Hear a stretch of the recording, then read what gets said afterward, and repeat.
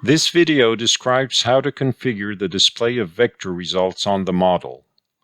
Of course, a vector result can be shown at the same time as a scalar one, as shown here. When you click on the results tree item in the workspace, select the vector result you want to display in the bottom pane. To gain access to the vector results display settings, just select it in the feature tree under Results.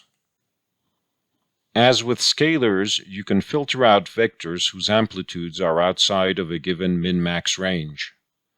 The length of the displayed vectors can be scaled by providing a scale factor.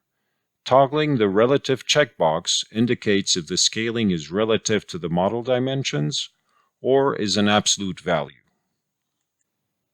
Clamping can be toggled to impose the minimal and maximal length of the vectors.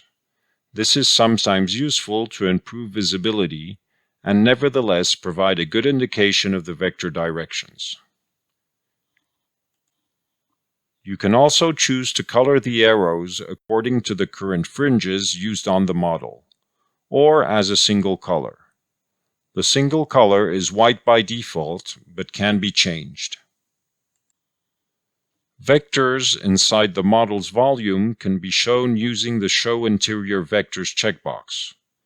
They will only be visible with an appropriate draw style, like transparent surface or outline,